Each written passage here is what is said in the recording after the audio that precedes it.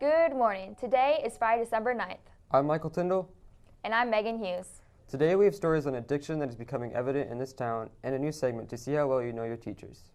We also have an update on Webster since his surgery 2 years ago, as well as a tour through the new gym here at the high school to see its progress. And finally, we've covered Michelle Bachmann's visit to Webster City, as well as the rest of the presidential candidates for those of you who will be voting in the coming caucuses and elections. We will start with a growing problem in rural Iowa. Law enforcement officials have reported that meth use in smaller communities is becoming a big issue. Shay Helton has put together an acronym to tell about the consequences and how it is affecting teens right here in Webster City. Warning: the following feature contains graphic images and disturbing information. Viewer discretion is advised. Many people don't know that Iowa is the biggest manufacturer of methamphetamine. Many Webster City teens have come across the uses of meth and other drugs. There's a lot of talk about it, and I guess I'm not out there doing it. I don't know people that do. It's on my back of my mind that it's starting to grow into a bigger problem. Meth was discovered in Boone, Iowa. Now, let's break it down. M-E-T-H. M stands for muertos. Muertos means dead in Spanish. Uses of meth will surely be a dead end on the road called life.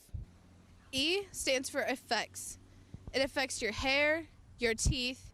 Meth can cause you to be suicidal, it can cause you to be delusional, and it affects all of your psychological behavior.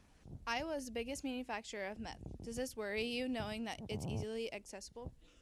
For me, it's scary that as teenagers, it's pretty easy to get influenced to do something that you're maybe questionable or not 100% of, and that you could start using something that you would only have a 3% chance of getting off of is horrible. T.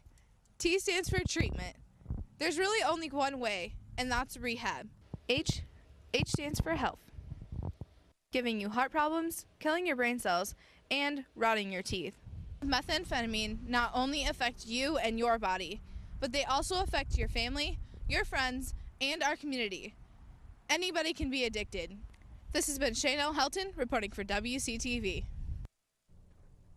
Our local law enforcement is doing a lot to keep our community free of danger and keep things like that under control. Yeah, the government does so much to keep us safe. Politicians are using these kinds of situations to help them promote their campaigns and persuade people for their vote. That's right. Living in Iowa, we have all kinds of presidential candidates campaigning as we have the first caucuses. Jay Scobie has the latest on the 2012 campaign. Newt Gingrich, John Huntsman, Rick Perry, Ron Paul, Rick Santorum, Mitt Romney, and Michelle Bachmann. With the Iowa caucuses just around the corner on January 3rd, these names have been popping up all over the state. With Herman Cain suspending his campaign, that leaves 7 main candidates left in the running. This year's seniors and most of the juniors will be able to vote. But how do these young voters decide who to vote for? Usually by watching the news or political ads, commercial stuff like that. By political ads on the TV and by political calls. Michelle Bachmann paid a visit here to 2nd Street Emporium November 16th. She talked about her plans for student loan rates. As this year, students will take out, on estimate, $100 billion in student loans. That's real money. It has to get paid back. And that inhibits the job prospects for students after they graduate from college. We're looking at $1 trillion in student loan debt. Today we're flipping so that more people will have more student loan debt than even credit card debt. This is a real issue, and the federal government has made a bad problem worse. Bachmann isn't the only one who wants to overhaul Washington. All of the candidates want to make changes to our country. So all of you that can vote, make sure you get out to the polls November 6, 2012. I'm Chase Scobie reporting for WCTV. Thanks, Chase. All the candidates have good ideas on how to change the country. Yeah, and around here, there's all kinds of change. That's right. The new gym is looking really nice. The new competition gym here at Webster City High School is starting to look like a gym. With the outside almost completely sealed off, the workers get a chance to warm up. As the new gym gets sealed for the winter, the construction workers prepare to work on the inside in the hopes that it will be finished next May. I'm so excited for the construction to be done so we can use the new gym. Yeah, it's going to be a really nice addition for the students and teachers here at WCHS to take advantage of. And also is a segment on the little-known facts of our teachers here at WCHS.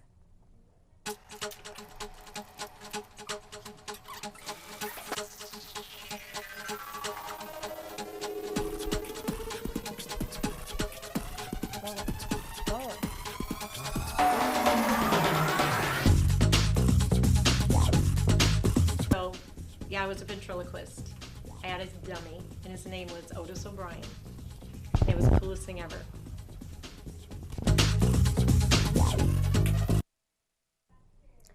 Thank you, Shay. That was really interesting. I mean, who knew?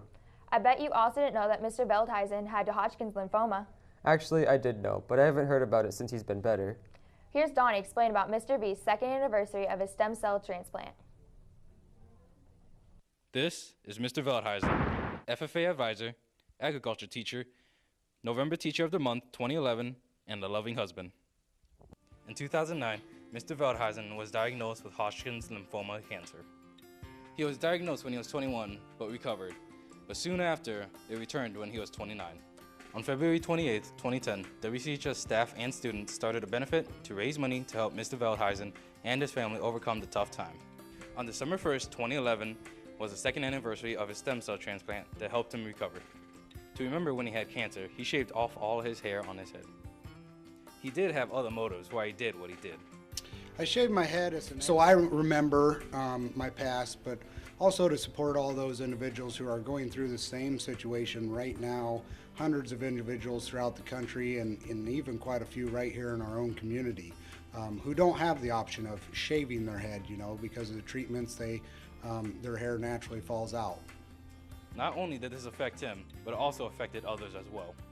Well, it definitely affected me in a lot of ways. It was very emotional. I drove down to Des Moines a lot in Iowa City, and it was definitely an emotional situation for my kids as well. I'm trying to explain cancer to them. It's really also, though, a good reminder when T-Day comes around, because it reminds us like what he went through and how far we've come, and it's just definitely a celebration of his success beating cancer. If you see Mr. Veldhuisen anywhere around the school, make sure to say hi and remember what he had to go through. This has been Don Finkatongdi reporting for Wctv. It's great that Mr. V is doing fantastic. Be sure to support our links tonight in Jeff Gym with girls and boys basketball games. JV starts at 4:30 and varsity at 6:15 p.m. Congratulations to the Jazz Band for taking third place at the competition on Saturday. That's all we have for you this week. See you next week.